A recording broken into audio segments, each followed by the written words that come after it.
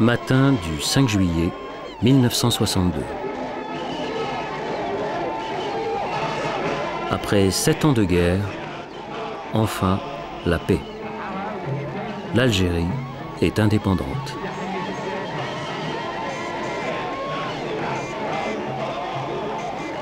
Un jour si attendu. C'est quelque chose d'absolument extraordinaire, de passer d'un système à un autre, de participer à la libération de son pays à un âge où, normalement, on doit poursuivre ses études, avoir une vie normale, tranquille, calme, etc. Finalement, c'est l'aventure dans l'aventure. On était tous jeunes à l'époque, on n'avait pas d'expérience. Il y a beaucoup de gens qui disent, nous on a vaincu l'armée française. Moi j'ai dit ce n'est pas vrai. Nous on a obtenu uniquement notre droit en tant qu'être humain à vivre dans une petite démocratie d'abord. Hein. Parce qu'on n'a pas de la démocratie, c'est un autre problème. Combattant sans visage de la première heure de la guerre d'indépendance, chef historique mythique de l'insurrection contre la France, responsable du FLN à l'intérieur comme à l'extérieur de l'Algérie, ils étaient jeunes, ils avaient tous entre 20 et 30 ans. Tous ces hommes ont joué un rôle essentiel dans la guerre d'Algérie. Pour la première fois, ils racontent l'été 1962. 3 mois plus tôt, mars 1962. La guerre dure depuis 7 ans. En Algérie, les maquis de l'intérieur, divisés en 6 régions, qu'on appelle wilayas, sont isolés et terriblement décimés. Moins de 1 survivant sur 3.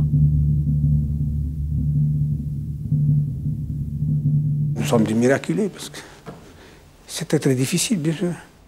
Youssef Ratib, responsable en 1962 de la Wilaya 4, la grande région autour d'Alger, engagé très jeune, n'a jamais quitté le maquis pendant toute la durée de la guerre. La Wilaya 4 a perdu le tiers de son effectif. Vous aviez l'impression d'être abandonné ou pas? Abandonné, oui. Abandonné, isolé par la construction de barrages électrifiés longs de 300 km sur les frontières tunisiennes et marocaines, et coupé de toute aide et renforts extérieurs. Coupé des secours des forces de plus en plus importantes qui forment, au Maroc et en Tunisie, une véritable armée, l'armée des frontières. Coupé des chefs historiques de l'insurrection arrêtés 6 ans plus tôt, Ahmed Ben Bella, Mohamed Khidr, Ossinaït Ahmed, Mohamed Boudiaf, Mostefa Lashraf sont emprisonnés en France. Depuis leur arrestation, le pouvoir politique est à Tunis, en exil, représenté par le GPRA, le gouvernement provisoire de la République algérienne, alors présidé par Ben Youssef Ben Khedda. Une révolution géographiquement écartelée entre les maquis de l'intérieur, l'armée des frontières au Maroc et en Tunisie, le GPRA à Tunis et les chefs historiques prisonniers en France. Pour en finir, le GPRA a désigné son vice-président Krim Belkacem pour négocier avec la France l'arrêt des combats. Négociation d'abord secrète, puis au grand jour, à Évian.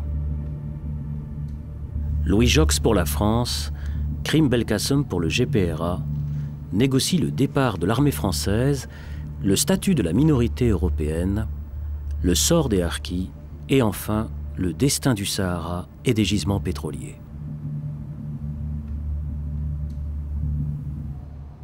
Pour nous, les négociations d'Évian, une bonne partie des négociations d'Évian, c'était un peu secret. Salah Boubnider dit Saout Al-Ahrab, responsable de la Wilaya 2, nord constantinois, au maquis depuis 6 ans. C'est-à-dire, nous, on sait qu'il y a quelque chose qui vient. Mais officiellement, on n'a pas été informé. On a été informé une fois, tout est terminé. Les accords d'Évian n'étaient pas au courant. Comment on pouvait le savoir? Vous entendiez des rumeurs, vous aviez des fragments d'informations? Non, pour nous, l'information, c'était le poste radio. C'était ça uniquement. La radio, c'est-à-dire Europe numéro 1 ou Radio Luxembourg, sur les postes transistors des soldats français. On n'a plus de risques. parce qu'il fallait prendre des risques comme ça. On se rapprochait le plus possible d'un camp, d'un poste. Et le cessez-le-feu, vous l'apprenez comment? Cessez-le-feu à la radio également. Comment voulez-vous? C'est ça, les gens ne savent pas ces détails, mais c'était coupé. C'était extraordinaire, c'était l'ennemi qui nous informait. À travers la radio, à travers la presse. Nous étions informés. Le 18 mars 1962, après plus d'un an de difficiles négociations, un accord est enfin conclu entre les deux parties. Parmi les négociateurs, côté algérien, Reda Malek. Pendant toutes ces négociations, qu'elles soient secrètes ou publiques, on ne s'est jamais touché la main. Avec les délégués français, oui. Jamais. Parce que nous étions en guerre. Le 18 mars, à 17h, Jox a fait un discours pour la coopération, la réconciliation entre les deux pays. Et c'est à ce moment-là qu'il s'est levé et qu'il a touché la main des délégués algériens. Et qu'il y a eu une photo qui a été prise. Parce que pendant toutes ces négociations, il n'y a jamais eu de photographe. Même public, ces négociations étaient connues, etc. Mais à l'intérieur, dans la table de négociation, il n'y a pas de photo. La seule photo qu'on a, c'est celle où on a serré la main de délégués français.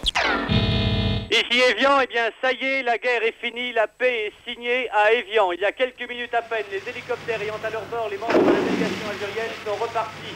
La paix est signée. Combattants de la guerre, aujourd'hui, le cessez-le-feu est proclamé.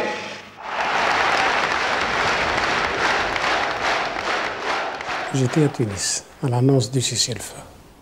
Salah Goudjil est alors à Tunis, officier de l'armée de libération nationale. Et moi, il y avait toute une joie cette journée-là. Il y avait beaucoup d'Algériens, tout le monde était content.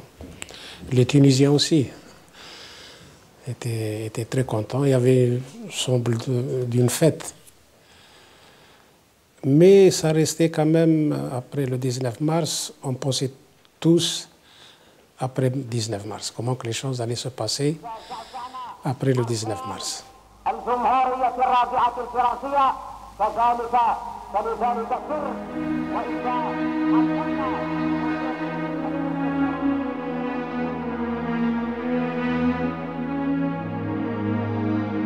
Après la signature des accords d'Évian, les frontières s'ouvrent. Des centaines de milliers de réfugiés, dont la plupart sont des paysans déplacés par la guerre, sont autorisés à revenir en Algérie.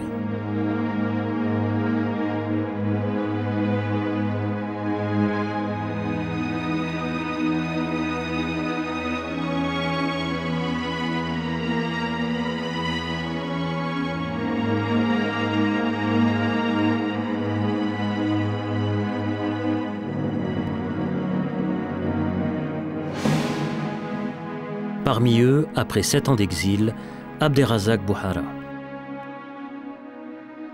C'était le retour des réfugiés organisé conjointement par les Algériens et les Français. Il y avait des commissions mixtes. Et c'est dans ce passage que j'ai retrouvé donc ma mère après cette année d'absence, qui était, quand elle a su que je venais de franchir la frontière, et avec le réseau du FLN, ils m'ont ramené sur la frontière du côté de Gambetta, bien entendu. Je le reconnais parce que on ne peut pas ne pas reconnaître sa mère, même après 7 ans d'absence. Mais il y avait avec ma mère mon jeune frère. Et je lui ai posé la question pour savoir qui était ce jeune homme qui était avec elle. Je ne l'avais pas reconnu. Pas reconnu.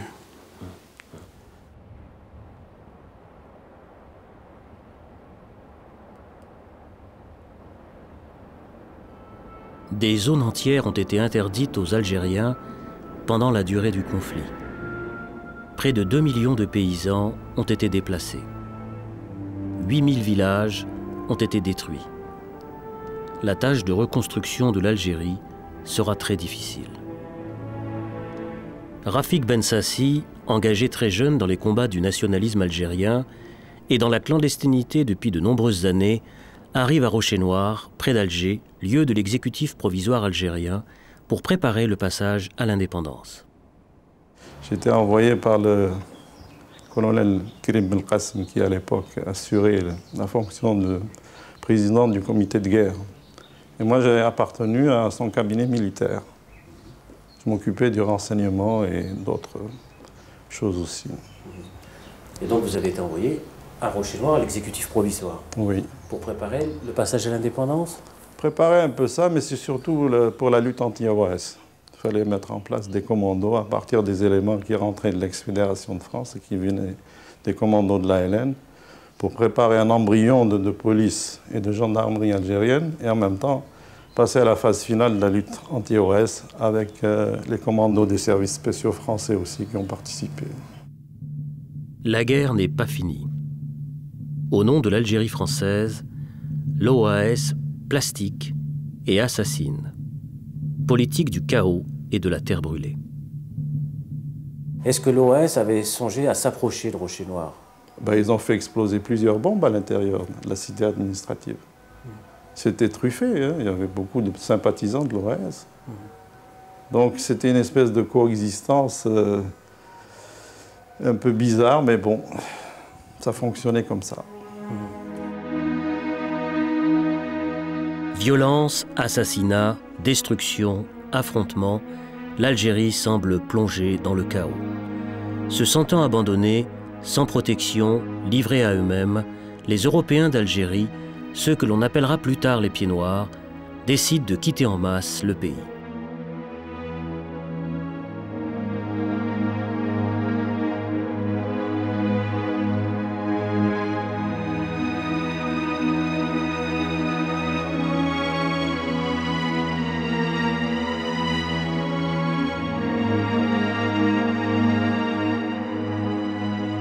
C'était une vision, je ne peux pas dire acceptable, mais vraiment pénible. Toutes ces familles complètement abandonnées pratiquement, laissées à elles-mêmes, avec des enfants, des femmes. D'ailleurs, à ce propos, j'ai vécu un épisode qui m'a douloureusement marqué. C'est du côté de l'Harrach, l'ex-usine de carreaux, de carrelage ou de briques, une briqueterie, je crois. Un jour, un de mes amis, le chef de commando, m'a demandé de l'accompagner. Et puis, par hasard, il m'a dit, si tu veux voir, nous avons des prisonniers ici. Et quand je suis rentré là-bas, c'était l'horreur, quoi. Il y avait plusieurs dizaines de familles avec des femmes, des enfants. Ils étaient en règle générale kidnappés quand ils allaient sur la route de mise en marche. Ils étaient arrêtés par qui? Il y avait des désirs de vengeance, il y avait du gangstérisme, il y avait de la stupidité. C'était des Européens? Oui, pour la plupart, oui. Qui avaient été enlevés avec des femmes, des enfants, des vieillards, etc. Alors, moi, j'ai pris sur moi la décision d'alerter immédiatement le commandant Ousdir Omar, qui a alerté le commandant Azdine. Et par la suite, tout le monde a été libéré et escorté jusqu'à Maison-Blanche. La période était complètement désaxée, c'était l'affolement partout, il n'y avait plus d'autorité nulle part. Les troupes de l'armée française étaient cantonnées dans leur casernement, et donc c'était un peu la loi de la jungle. L'armée française, près de 400 000 hommes en Algérie, décide de quitter progressivement et plus vite que prévu, le territoire algérien.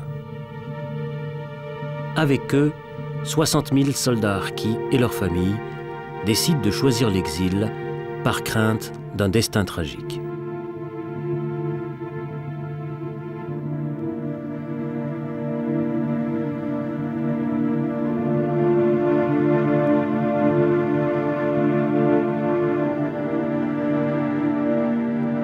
L'armée française, tout de même, c'était une armada qui était en Algérie.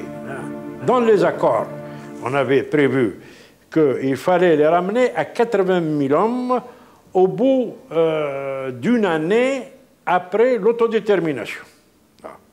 Et ensuite, procéder à l'évacuation définitive dans un délai de 24 mois. En fait, oui, c'est-à-dire 3 ans, c'est toujours les 3 ans dont on avait parlé pour les droits des Européens. Eh bien, ce qui s'est passé, c'est que finalement, l'armée française a quitté l'Algérie totalement, hein, avant une année, après l'autodétermination.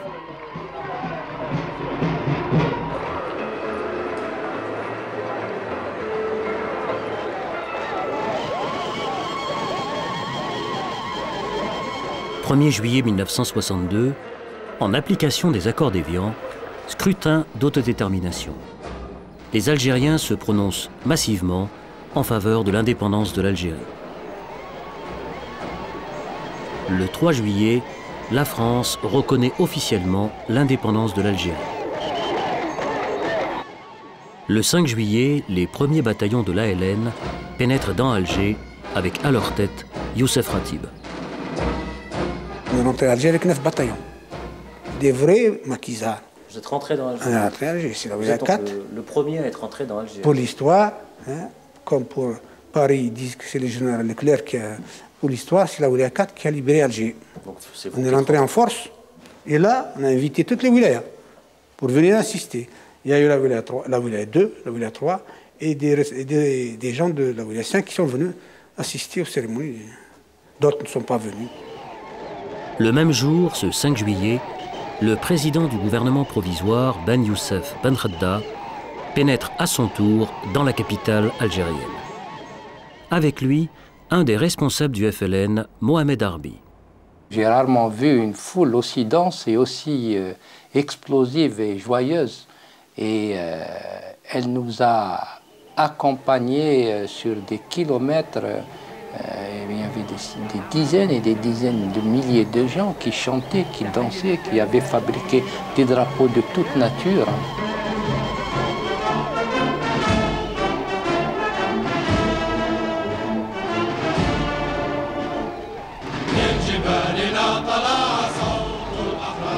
De retour également avec le GPRA, Hossein Ait Ahmed, leader historique de l'insurrection contre la France, est libéré depuis peu après 6 années d'emprisonnement.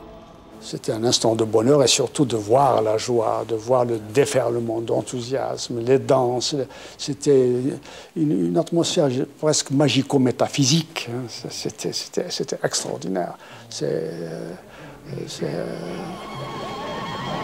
surréaliste de voir des femmes enlever leur voile, se mettre en jupon, aller embrasser les hommes.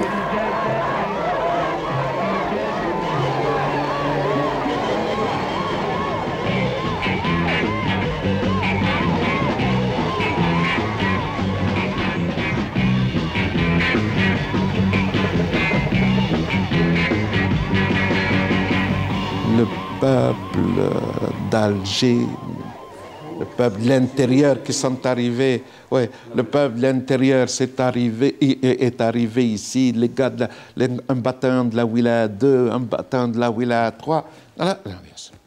Le peuple, pendant 3 jours, la fête, le 4e jour, Ben Khadda m'a dit qu'il faudrait que le peuple se mette au travail. Il a pris la parole au niveau de la wilaya, il a dit demain, il faut retrousser les manches, il faut aller travailler. Le lendemain, tout le monde s'est mis au travail. Ce capital-là, on aurait pu faire de ce capital quelque chose de merveilleux. L'indépendance, c'est une indépendance merveilleuse. Rabah Zerari, dit le commandant Asdine, monté très jeune au maquis, arrêté par l'armée française, évadé, clandestin et responsable pour le FLN de la ville d'Alger. C'est fini. Les moteurs de chars, on ne va plus les entendre. Les bombardements de Mechta, c'est terminé. Les morts terminés, qu'il fallait passer à une autre étape. Et là, à notre niveau, nous, responsables, on était inquiets. Inquiets, car ils savent qu'en fait, l'histoire va bientôt changer de sens. Inquiets, car pour eux, l'été 62, l'été de l'indépendance, c'est aussi celui de l'indépendance confisquée. C'est-à-dire la révolution a changé d'orientation. Et c'était un problème d'homme. Parce que quand on veut tuer une révolution, il faut tuer les hommes qui ont fait la révolution. Une fois tué, la révolution tombe. C'est ce qu'ils ont fait, nos camarades. En 1962, il faut liquider la haleine, hein, parce que c'est une armée populaire qui a défendu le peuple. Comme ça, et pendant le pouvoir, c'était pour le pouvoir. Au moment où se réalise leur rêve, l'indépendance de l'Algérie, les luttes pour le pouvoir s'exacerbent. Comment s'est jouée cette histoire, secrète, difficile et compliquée, qui va conduire à l'indépendance confisquée? Retour en arrière. 2 ans plus tôt, et retour sur les hommes, les 5 leaders historiques emprisonnés. Rabah Bitat, Ben Bella et Ahmed Boudiaf ne formaient pas, disons, un groupe homogène. Ils ont eu, sans aucun doute, on le sait maintenant, des problèmes de cohabitation en prison qui ont joué autant que les divergences politiques. Et donc, on avait Boudiaf qui était allié à Krim, Aït Ahmed qui jouait la neutralité mais qui n'avait pas de force propre.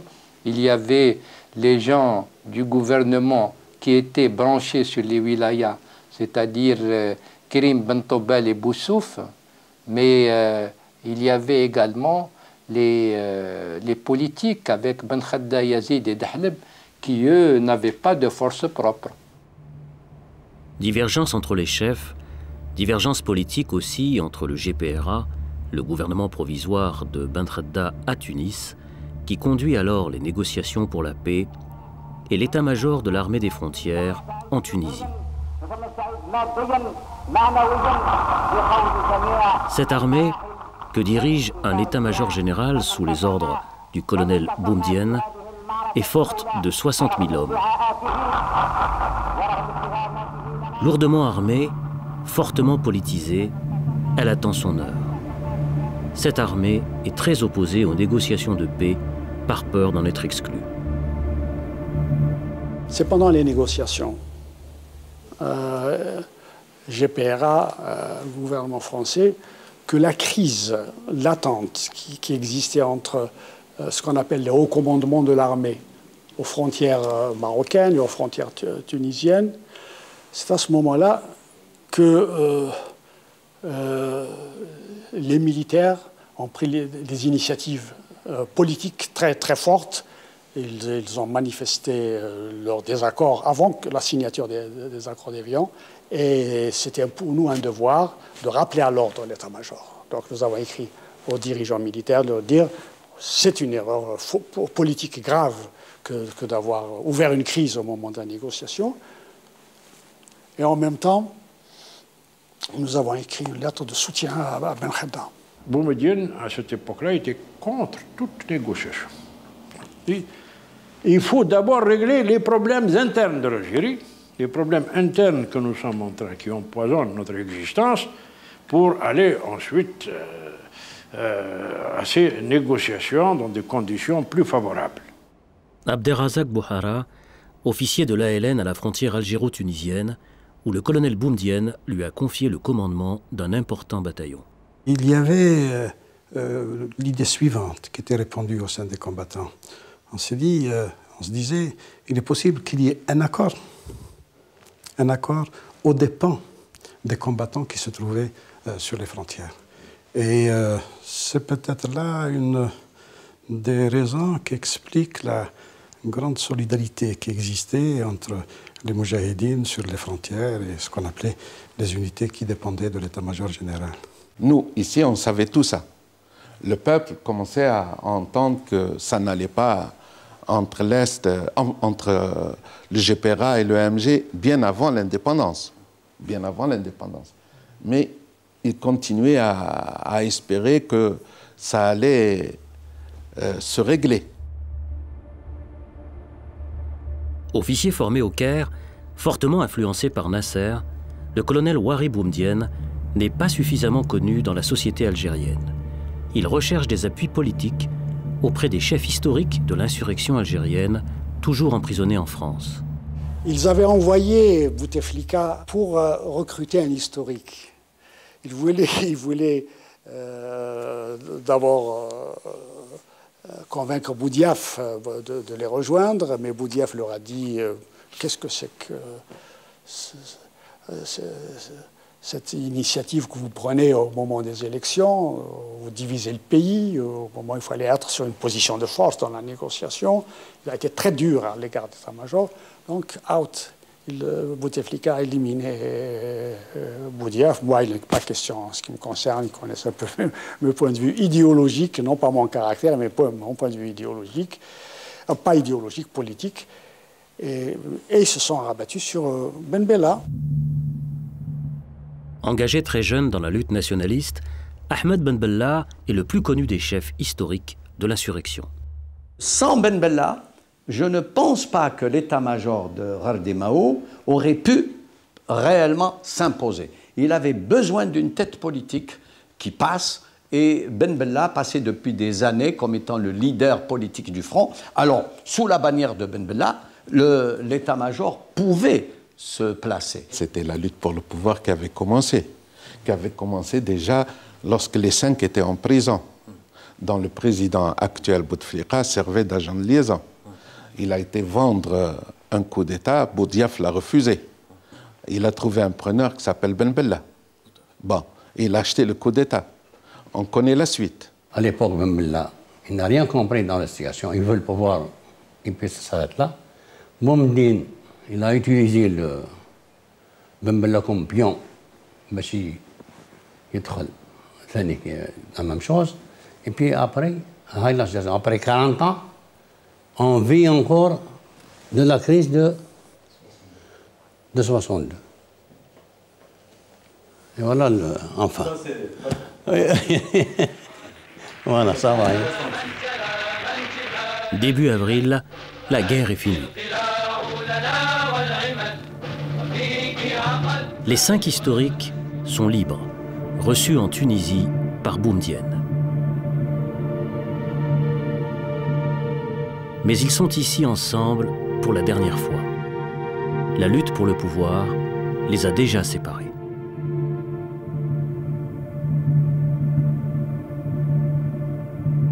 Vous savez, personnellement, j'ai fait des efforts pour que nous rentrions unis. J'ai profité de ma présence au Caire lors de la réunion du groupe de Casablanca, le groupe africain de Casablanca, pour aller voir Nasser, et avec l'autorisation du chef du gouvernement, et lui dire ceci: si jamais cette crise atteint l'Algérie, vous ne serez pas gagnant. Ben Bella ne sera gagnant. Personne ne sera gagnant. Si la digue se rompt, c'est l'atomisation. Donc, s'il vous plaît, faites quelque chose. Moi, je suis prêt à soutenir un remaniement possible du GPRA pour mettre à sa tête Ben Bella. Mais, de grâce, il faut intervenir parce que ce qui risque de se produire en Algérie, c'est du nihilisme, si jamais on dérive vers la guerre civile. L'acte suivant va se jouer loin d'Algérie, en Libye, à Tripoli exactement, où le GPRA convoque en mai l'ensemble des cadres nationalistes, ceux qui sont encore dans les maquis et ceux qui sont en France, au Maroc et en Tunisie. L'enjeu est important. Il s'agit à la fois d'adopter un programme de gouvernement et de ratifier les accords d'Évian. Nous, on était au maquis, on ne pouvait pas. Comment assister, comment... Et la preuve, on ne connaissait même pas les accords d'Évian eux-mêmes. Comment on pouvait le savoir? Vous n'aviez pas lu les accords d'Évian? Comment on pouvait le savoir? Comment on était au maquis? Je rappelle que nous étions restés 2 membres du conseil de wilaya, c'est tout. Vivant. Vivant. Donc moi je suis resté ici et l'autre membre est parti à Tunis pour avoir justement des informations plus détaillées. Nous n'avons pas été parce que nous étions ici à Alger à faire des choses beaucoup plus importantes et plus sérieuses. C'était la lutte contre l'OAS. Il ne faut pas oublier qu'à l'époque, il y avait une centaine de morts par jour.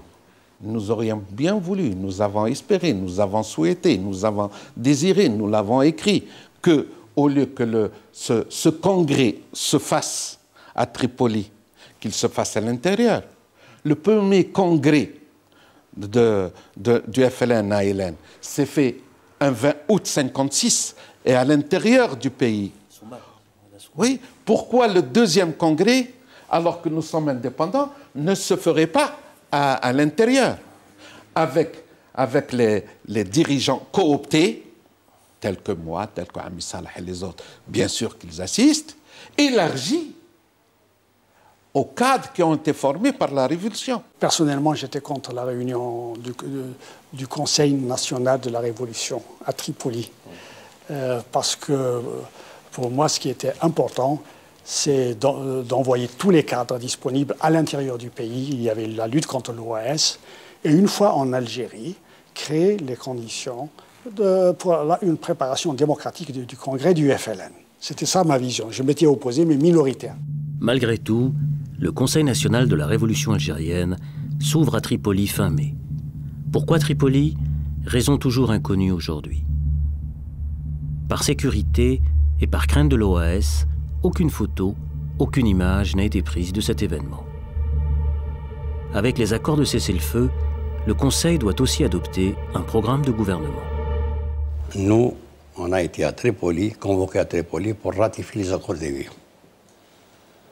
Alors, quand ça a passé devant le Conseil de la Révolution, tout le monde a voté pour, à l'exception de 3 personnes. Boumdine, Nasser, colonel Nasser, ou Guy Slimane. Hein? Je ne sais pas exactement. Alors, ils ont voté contre. Quand on a dit pourquoi vous votez, parce que vous avez vendu l'Algérie à la France. Ah bon? Je dois dire en passant que la critique des accords d'Évian a été faite par les négociateurs eux-mêmes. Ben Yahya et moi. Nous étions dans cette commission et nous avons donné les faiblesses et les concessions qu'on était amenés de faire parce que ce qui nous intéressait, c'était d'installer un gouvernement sur le sol national. Sur le fond, tout le monde était d'accord. Comment organiser un État, quelle est l'orientation économique, quelle est l'orientation sociale, tout le monde était d'accord sur le programme. Il a été voté à l'unanimité. Il a été voté à l'unanimité. C'est important de dire à l'unanimité parce que ce qui va suivre après. Ali Haroun, membre de la direction de la Fédération de France du FLN, témoin privilégié de ce moment. Si vous vous reportez à la presse ou aux déclarations des uns et des autres, on va vous dire les uns sont les vrais révolutionnaires, les autres sont les contre-révolutionnaires. C'est pas vrai. C'est pas vrai parce que la plateforme a été votée à l'unanimité. Donc c'est pas un conflit idéologique. Alors, on a adopté la plateforme. Et après l'adoption de la plateforme, de notes folkloriques, Ferhat Abbas crie, il dit ça, c'est du communisme mal digéré. Il a voté quand même. Et Mohamed Saïd, il a dit Heil Hitler.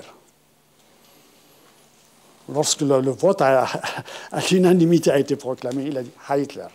Donc, le vote a lieu à l'unanimité, et puis, à ce moment-là, il y a suspension de séance, et on dit, maintenant, nous allons entamer le deuxième point de l'ordre du jour, qui est la désignation de ce qu'on appelait l'idara en arabe, c'est-à-dire l'administration, c'est-à-dire le bureau, en fait le bureau politique. C'est au moment de la constitution du bureau politique qu'il y a eu un différend. C'est sur les hommes. Sur les hommes, voilà. L'ambiance étant surchauffée, des mots très regrettables ayant été prononcés par certains, et l'atmosphère chauffant de plus en plus, Omar Boudaoud dit « S'il vous plaît, silence, silence, je suspends la séance, on verra demain matin. » Et depuis, le CNRA ne s'est jamais retrouvé dans son intégralité. Donc, on n'a pas eu de vote. Ce qui fait que nous sommes restés suspendus depuis. Il n'y a pas eu, sortant du CNRA de Tripoli, une direction qui était issue d'un vote où une majorité s'est prononcée régulièrement contre une minorité. Voilà ce qui s'est passé. La révolution algérienne, d'un coup, se trouve privée d'une représentation politique. Non. Disons, n'a plus de représentation acceptée par tous. Voilà. C'est là le malheur de l'Algérie actuelle. C'était le premier coup d'État, qui ne dit pas son nom. Et ils nous ont même collé la crise, en disant que c'est une crise de wilayat. C'est faux. On s'entendait merveilleusement. La wilaya 1 s'entendait avec la 2, la 3, la 4, la 5, la 6, la zone autonome. Tout marchait très bien jusqu'à cette date-là de la réunion de Tripoli. C'est là où ils nous ont introduit, si vous voulez, le poison de la discorde. Discorde, mésentente, le programme de Tripoli est adopté à l'unanimité, mais les accords de cessez-le-feu ne seront pas respectés. Première entorse, le commandant Abderrazak Bouhara reçoit l'ordre de faire mouvement vers l'Algérie. Je fais partie de ceux qui ont violé les accords d'Évian. Parce que les accords d'Évian précisaient que les unités de la LN devaient rester sur place. Et moi, j'avais reçu un ordre pour franchir la frontière, pas tout seul, avec un peu plus d'une compagnie, pour établir une relation avec les responsables de la wilaya 1 et de ce qu'on appelait auparavant la base de l'Est, dans la région de Soukharas, c'est-à-dire établir des relations avec l'intérieur. J'ai franchi la frontière avec un laissez-passer du Croissant Rouge. Et je n'étais pas en tenue militaire, j'étais en tenue civile. Avec lui, Salah Goudjil, sous les ordres du colonel Ouari Boumedienne. On est rentré avec les réfugiés. En civil? En civil, oui. On est rentré, on n'était pas autorisé à rentrer en militaire, parce que là, il n'y avait pas encore un accord pour que la LN des frontières traverser la frontière. L'accord, c'était simplement de dire que le cessez-le-feu, c'est fixer les deux armées dans les positions où elles se trouvaient à cette date du 19 mars. Et ceux qui étaient à l'extérieur restent à l'extérieur jusqu'au moment où il y aura la proclamation de l'indépendance reconnue par le gouvernement français. À partir de là, l'armée des frontières peut rentrer, mais elle ne pouvait pas rentrer avant. En fait, elle était rentrée, elle s'était infiltrée déjà, et l'armée française a fermé les yeux parce qu'il y avait toute une dynamique de l'indépendance qui s'était installée. Alors, le 5 juillet, quand le peuple d'Alger fête en toute innocence l'indépendance, les responsables, eux, sont inquiets. Personne ne savait que le clash avait eu lieu à Tripoli, sauf quelques responsables. Et puis, on n'était pas arrivé à la confrontation. Nous espérions toujours que le CNRA, dont la séance avait été suspendue à Tripoli, aurait été de nouveau convoqué à Alger, et puis, comment dirais-je, qu'il aurait terminé sa mission. Et on aurait à ce moment-là élu un bureau politique qui soit l'émanation de l'ensemble des membres du CNRA. On espérait qu'il allait se réunir jusqu'au jour où, le 22 juillet 1962, M. Ben Bella a déclaré à Tlemcen « Le bureau politique, c'est moi ». Voilà. Le 22 juillet. 22 juillet 1962. Entre-temps, l'armée des frontières commence à s'avancer. Le 24 juillet, ils sont devant Constantine. Khalfallah Abdelaziz est alors le responsable de la ville de Constantine. Les troupes se sont infiltrées à partir d'Aïmela et sont venues encercler Constantine. Et ils ont, comme ils avaient les renseignements, parce qu'il y avait des éléments à nous aussi, qui étaient dans les frontières, donc ils connaissaient, ils avaient tous les points de repère, les PC où se trouvaient. Et le PC d'Aouila a été encerclé, tout l'état-major était donc emprisonné, encerclé, Et le PC de la Métara aussi, qui était sous ma responsabilité. Bon, il y avait aussi d'autres invités du GPRA, comme Dr Bell, étaient encerclés. Beaucoup de gens étaient encerclés dans la nuit. Et c'était fini. La prise de la côté, c'est fait comme ça. Moi, je n'ai pas été arrêté parce que je n'ai pas passé la nuit là-bas, parce que j'étais trop ciblé. Donc, il y a eu des victimes ah oui, oui. On a tué le commandant de la caserne, là, a été abattu. Abattu, oui, froidement, quoi. Il y a eu 4 ou 5 morts. Certains responsables des maquis de l'intérieur, comme Salah Boubnider, tentent de s'opposer à ce coup de force, à cette avancée de l'armée des frontières.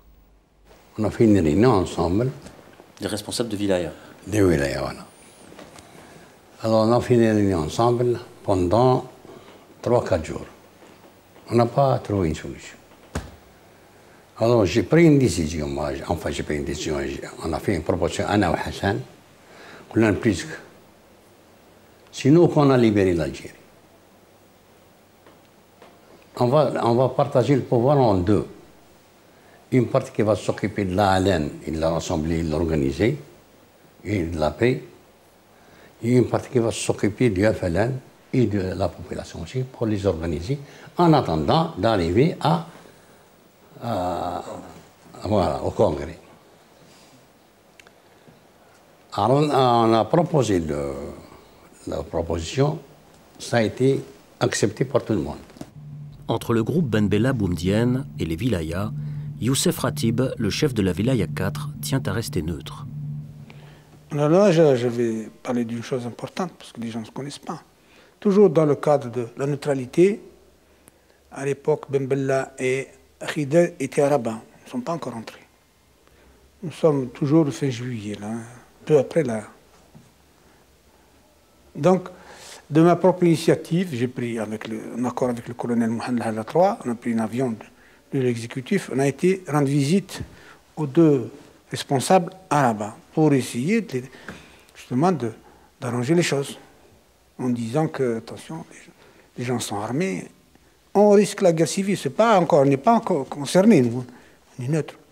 On risque la guerre civile, et là, c'est malheureux à dire, mais on a entendu des choses qui font peur, c'est-à-dire que la déclaration était la suivante, c'est que nous prendrons le pouvoir, quel que soit le prix. Quel qu'en soit le prix. Je l'ai entendu de mes propres oreilles. Le pouvoir à tout prix. Ahmed Ben Bella pénètre dans Alger le 3 août, pratiquement sans opposition sérieuse. Le GPRA se disloque.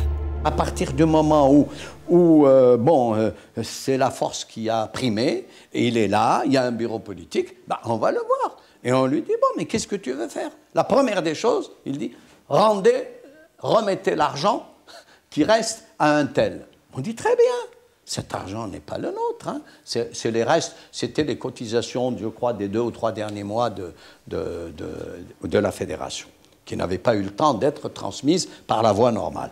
Monsieur Ben Bella désigne quelqu'un qui part avec Omar Boudaoud en Suisse et il lui fait la passation des comptes, etc. Il obtient le quitus, et puis nous ne sommes plus rien. C'est fini. C'est fini.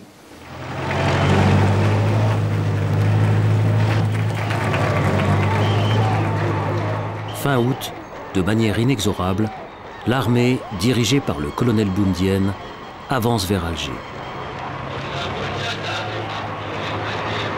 Parallèlement à cela, les services de renseignement, qui étaient ce qu'on appelle la base d'Idouche, où il y avait des centaines d'universitaires qui travaillaient dans les laboratoires de la police politique, tous les agents de Boussouf sont rentrés par le désert sur Alger, de connivence avec l'armée. Donc c'est cet instrument, disons, politique dont disposait l'armée qui, en définitive, a facilité la prise d'Alger. Moi, je ne vous cache pas que, personnellement, moi, j'étais partagé. Il y avait tous les effets de cette politisation que nous avons eue du temps où nous étions sur la frontière, parce qu'il y avait des idées, il y avait une vision d'Algérie, on avançait déjà l'idée de la révolution populaire, les grandes transformations. Nous allions œuvrer pour transformer, pour changer radicalement la situation des de la vie des paysans, des pauvres. C'est comme ça que nous concevions le socialisme. Donc, changer les choses, travailler pour les petites gens, essayer de payer une dette vis-à-vis des paysans qui nous ont hébergés, qui nous ont guidés. Ça, c'était... je pensais à ça, mais je pensais aussi à autre chose. Je me suis dit, moi, l'Algérie est indépendante, j'ai arrêté mes études. J'aimerais bien poursuivre mes études et j'aurais voulu, bien entendu, poursuivre mes études, mais le hasard en a décidé autrement. En l'absence d'un pouvoir politique stable, l'affrontement se dessine aux portes d'Alger entre anciens compagnons d'armes. Nous sommes dans une position défensive. Voyez-vous, dans toute cette Casbah, nous avons 1830 hommes armés en uniforme, sans compter les 2000 civils armés également, qui occupent toutes les terrasses. La Casbah est entre nos mains. Donc, on peut déclencher un mouvement et occuper Alger. Nous, on était neutres pour ici d'éviter la crise, la guerre civile. Et petit à petit, on a été amenés à nous opposer seuls au coup de force. On a dit, vous ne prenez pas le pouvoir par la force. Voilà les raisons essentielles. Ce sont des jours qu'on aimerait bien oublier, parce que si nous imaginions que nous allions tous rentrer à Alger, la main dans la main, avec un même cœur, et malheureusement, la politique a ses secrets. Nous aurions préféré voir autre chose.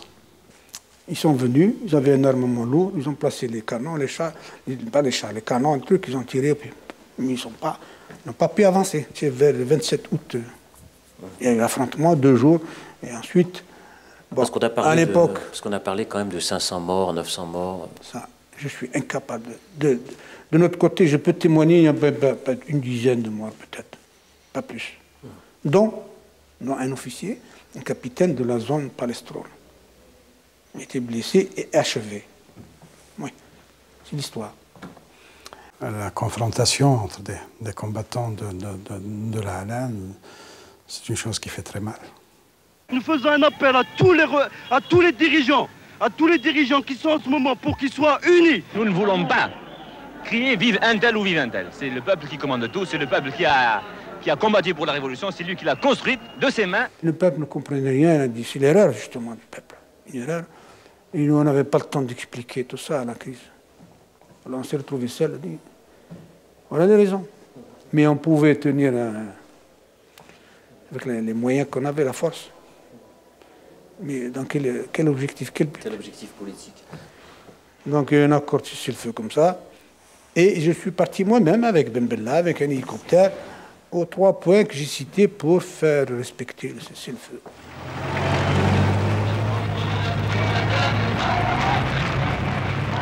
C'est fini. Début septembre, l'armée, emmenée par le colonel Boumedienne, entre dans Alger pour rejoindre Ahmed Ben Bella. C'est le peuple qui est vainqueur. Puisque j'ai dit tout à l'heure que c'est le peuple qui a imposé la présence du bureau politique ici. Cela peut paraître paradoxal. Nous n'avons jamais eu une tête, une direction politique. La révolution algérienne a souffert constamment d'une méningite cérébrale, si l'on pourrait dire. C'est la première fois qu'il y a une autorité politique. Je pense que ce n'est pas l'autorité politique définitive, mais son étude. Dernier acte de cet été 62. Fin septembre, une assemblée élue se réunit, présidée par le vieux leader nationaliste, Ferhat Abbas, pour établir la constitution du nouvel État. J'ai le privilège et l'honneur de présider en ce jour historique à l'ouverture des travaux de la première Assemblée nationale algérienne souveraine. J'ai été désigné au niveau de l'Assemblée comme membre de la sous-commission chargée de rédiger l'avant-projet de constitution. Nous nous sommes réunis pendant des semaines et des semaines. On nous demandait d'attendre. Et puis un beau jour, on nous dit, réunion en plénière. En plénière, quand on se réunit, qu'est-ce qui s'était passé 2 ou 3 jours avant? Eh bien, dans un grand cinéma de la ville qui s'appelait le Majestic, qui s'appelle maintenant l'Atlas, on avait réuni tous les cadres du parti, on avait fait un projet de constitution, on l'a voté à main levée dans ce cinéma, et puis ensuite on est venu nous le proposer à l'Assemblée. La constitution a été faite dans un cinéma par des gens choisis sur le volet, comme on dit. Trier sur le volet. Trier sur le volet. Et puis, évidemment, chaque fois, ils essaient de respecter les formes. Ils l'ont imposé à l'Assemblée constituante. C'est là où le sens de l'honneur, chez certains hommes comme Ferhat Abbas et d'autres, ont démissionné. Vous savez, il y a chez nous, je ne sais pas le traduire en français, dans une déchra, il y a des gens qui partent sur des chevaux pour jouer l'air. La femme, elle a vu son fils partir. Quelque temps après, ils sont revenus lui dire « Oulidak tah ». قالت له في ركبته راح مايل. C'est-à-dire, à son départ, il est parti déjà. L'indépendance était mal partie. C'était la révolution a changé d'orientation. Et puis après 40 ans, on vit encore de la crise de 62. Et voilà, enfin.